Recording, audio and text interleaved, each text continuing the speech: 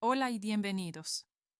En este video vamos a explicar con detalle la sentencia dictada por el Tribunal Superior de Justicia de Galicia, Sala de lo Social, el día 26 de abril de 2023, en el recurso número 4740 de 2022. Se trata de un procedimiento que comenzó cuando don Maximino presentó una demanda contra el Servicio Público de Empleo Estatal. El caso fue tramitado por el Juzgado de lo Social número 4 de A Coruña, que dictó sentencia el 5 de abril de 2022 estimando la demanda del trabajador. Frente a esa decisión, el Servicio Público de Empleo Estatal interpuso recurso de suplicación, que es el que resolvió el Tribunal Superior de Justicia en la sentencia que ahora analizamos. Para comprender la importancia del caso, conviene detenernos en los hechos acreditados durante el proceso. En primer lugar, el 1 de diciembre de 2020, el Servicio Público de Empleo Estatal notificó a don Maximino una comunicación en la que le indicaba que había percibido indebidamente prestaciones por desempleo.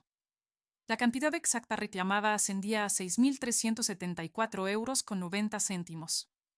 El periodo afectado iba desde el 19 de septiembre de 2013 hasta el 30 de julio de 2014.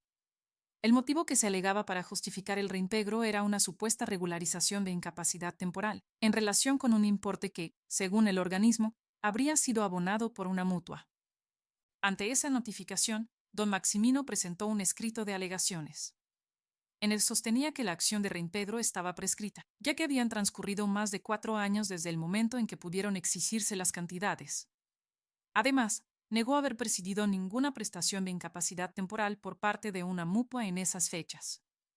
En consecuencia, negaba también haber recibido prestaciones de desempleo de manera indebida.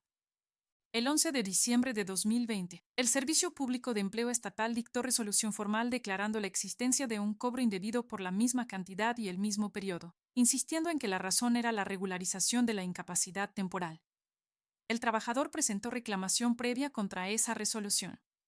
En un primer momento, la reclamación se entendió denegada por silencio administrativo y más tarde, el 9 de noviembre de 2021, fue expresamente rechazada por el organismo, insistiendo de nuevo en que el actor había percibido indebidamente 6.374 euros con 90 céntimos entre septiembre de 2013 y julio de 2014. Frente a esa situación, don Maximino presentó su demanda el 21 de junio de 2021, iniciándose el procedimiento que ahora nos ocupa. El Juzgado de lo Social número 4 de A Coruña, tras valorar la prueba practicada y los certificados aportados por la mutua y Bermutua, que acreditaban que no se había realizado ningún pago de incapacidad temporal al actor en el periodo señalado, dictó sentencia estimatoria. En su fallo revocó la resolución administrativa del Servicio Público de Empleo Estatal y dejó sin efecto la reclamación de cobro indebido. Ante este revés judicial, el Servicio Público de Empleo Estatal interpuso recurso de suplicación ante el Tribunal Superior de Justicia de Galicia. En su recurso planteó varios motivos. En primer lugar, solicitó la modificación de los hechos probados de la sentencia. En concreto, quería cambiar la redacción del hecho probado primero, apartados A y D. Respecto al apartado A, debía introducir referencias a una sentencia de 14 de julio de 2017, a una comunicación de 10 de mayo de 2018, a una resolución de 21 de junio de 2018 y a una providencia de apremio de 3 de marzo de 2019. Según el recurrente, todo ello demostraba la existencia de un requerimiento previo de devolución. También hacía referencia a una sentencia de 9 de julio de 2020 dictada por el Juzgado de lo Contencioso Administrativo número 3 de A Coruña, que había declarado nula una notificación por defectos de forma, pero no había entrado a valorar la prescripción ni la procedencia de las cantidades.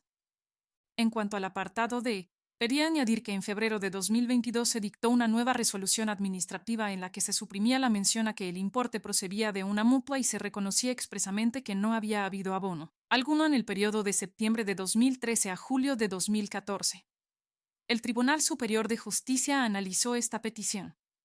Recordó que el recurso de suplicación no es una segunda instancia plena, sino un recurso extraordinario que solo permite revisar los hechos probados cuando un documento o una pericia demuestran de manera clara e incuestionable que el juez de primera instancia incurrió en un error.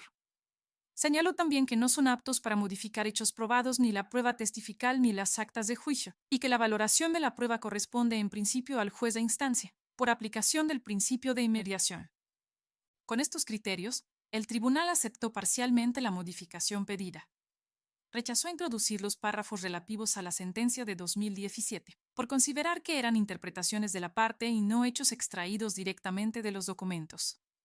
Sin embargo, aceptó que se incorporara al hecho probado primero la referencia a la comunicación de mayo de 2018, a la resolución de junio de 2018 y a la providencia de apremio de marzo de 2019, así como a la sentencia de julio de 2020 del Juzgado de lo Contencioso Administrativo número 3 de A Coruña.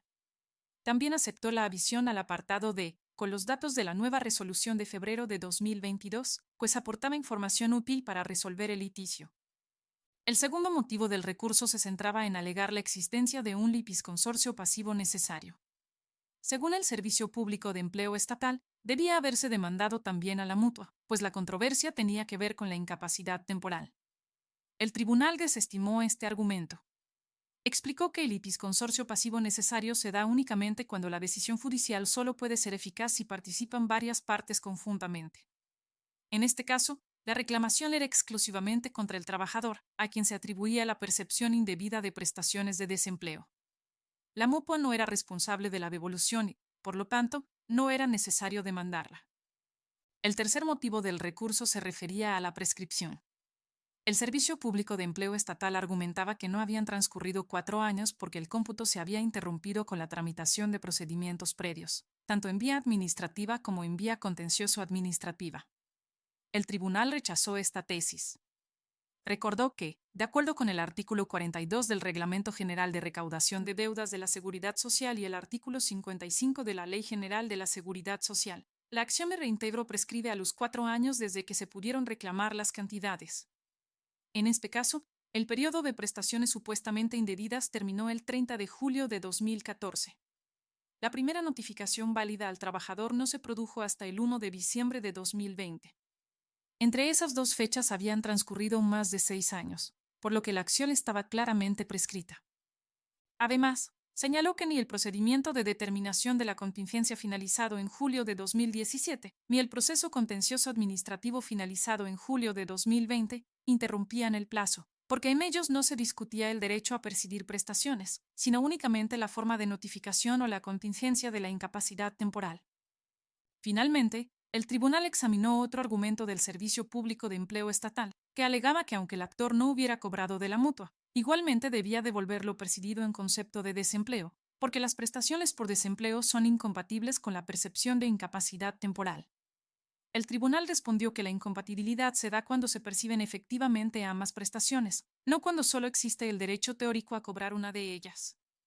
Como en este caso no se probó que el trabajador hubiera recibido ninguna prestación de incapacidad temporal, no podía considerarse que existiera un cobro indebido. Con todos estos razonamientos, el Tribunal Superior de Justicia de Galicia concluyó que la sentencia del Juzgado de lo Social número 4 de A Coruña era correcta. En consecuencia, dictó fallo desestimando el recurso del Servicio Público de Empleo Estatal y confirmando íntegramente la sentencia de primera instancia.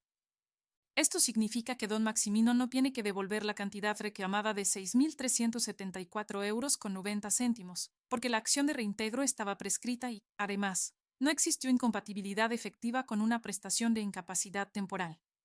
En resumen, esta sentencia es un ejemplo claro de cómo los plazos de prescripción actúan como garantía de seguridad jurídica para los ciudadanos frente a la Administración. También demuestra que no siempre procede extender la responsabilidad a las mutuas si no existe un vínculo directo con el objeto del litigio. Si te pareció útil esta explicación, comparte este video en tus redes sociales para que más personas aprendan a defender sus derechos.